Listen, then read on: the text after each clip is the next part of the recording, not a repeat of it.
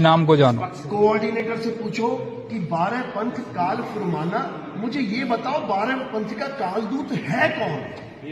ये पूछो। 12वां पंथ तो गरीबदास जी का है, कभी सागर में दिखा देते हैं। तो 12वें पंथ में कालदूत कौन है? उसका नाम लिख लो। लिखो नाम लिखो। वही है जो जेल में बैठा है, नाम लिखो उसका। नहीं, हंस मुनि। हंस मुनि ये है काल का दूत 12 पंथ का। 123 पेज नंबर पे है, देख लेना। हाँ, हंस मुनि यानी देखने में हंस लगेगा कि अरे कबीर पंथी है, और नाम किसके देगा? मुनियों वाले। ओम ह्रीम क्लीम ह्रीम चमुंडाय विच्चय नमः। समझ लो, उसका नाम भी चुन के रखा है साहिब ने, हंस मुनि। उसके गुण भी लिख लो, लिखो। वो करामात दिखाएगा, किसी का कैंसर ठीक कराएगा, किसी की मकान बनवाएगा, किसी की दुकान बनवाएगा। और लिख लो क्या बोले कि वो अपने आप को कबीर घोषित करेगा कि मैं ही कबीर हूं। ये 12वें पंथ के कालदूत का चित्र है। संतरापन के मैं ही कबीर साहब का पैगंबर हूं। अरे तुम जाके पूछो तो सही कि वो कौन है, तुम्हें पता लगेगा। कबीर साहब की तो फोटो फाड़ रहे हैं ये रामपाल के चेले।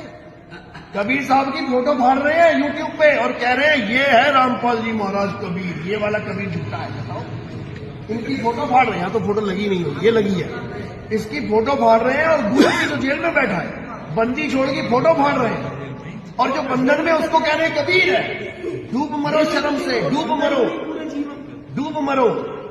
तो ये हंस मुनि दूत है। इस हंस मुनि के चक्कर से बाहर निकलना है। मतलब अपन को तो साहब अपना ज्ञान चाहिए, अपन को तो मुक्ति चाहिए, सही रास्ता चाहिए।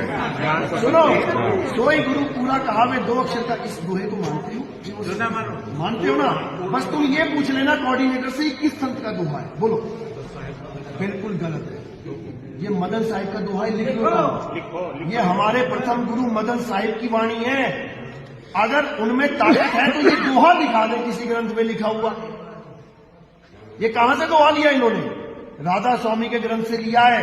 राधा स्वामी के ग्रंथ में साफ लिखा है कि मदन साहिब कहते हैं सोई गुरु पूरा कहावे, 2 अक्षर का भेद बतावे। जब मदन साहिब कहते हैं तो उसका भेद भी मदन साहिब के पास है, हंस मुनि के पास नहीं है।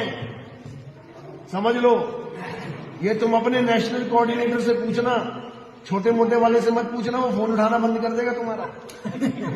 समझ लो, बड़े वाले से पूछना, चौधरी से पूछना ये किसका दोहा है, फिर तुम्हें समझ में आएगा।